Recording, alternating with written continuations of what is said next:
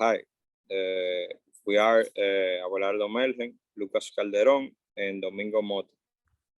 And the name of our app is the Digital Active Census.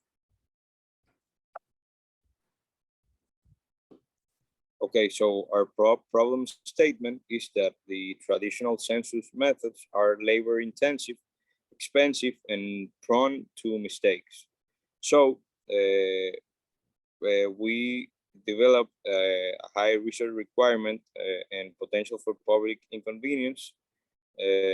So with the demand for a digital census app that can deliver precise and throughout data on a nation's population is rising, and we think that with this it can be solved a much bigger problem that right now we have in our country. That is that our census is being made in a manual way, like in a paper. And with this tool, we can evade this and evolve into the digital era. So, methodology. There are several critical processes involved in creating a digital census app, and they must be carried out with a meticulous planning. First and foremost, it's crucial to specify the goals and boundaries of the app, as well as the target market, data kinds, and functionalities. Cooperation with experts is required, including statisticians, IT professionals, and members of the government. The app's user interface and user experience must then be designed. The database, server, and API for the app's backend infrastructure must be created by specialists in programming languages like Python or Java, and database management systems like MySQL or ProsterSQL. For the program to work properly and achieve its goals, it needs to be tested out and debugged. To guarantee the app operates effectively, testing techniques includes doing usability, functional, and security testing. Methodology: store the app and gather data. Following testing and debugging the app's needs to be launched and data collected. This step entails developing a marketing and outreach plan to advertise the app and entice users to do the census.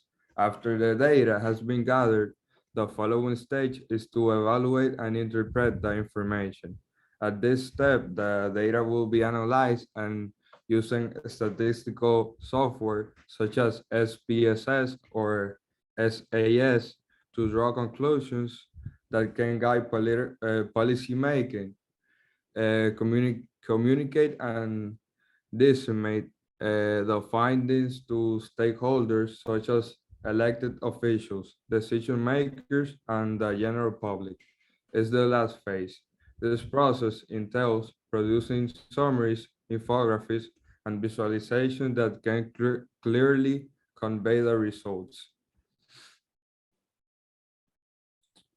Okay, so in the business requirements, we have to ensure the success of a digital census app. So firstly, the app must have an intuitive and user-friendly interface that is easy for citizens to navigate and use, even those with limited digital literacy. Secondly, it must be accessible to all citizens, including those with disabilities, by incorporating accessibility features like screen readers and closed captioning. Additionally, the app must be secure to protect citizens' personal data using encryption, firewalls, and other security measures to prevent unauthorized access.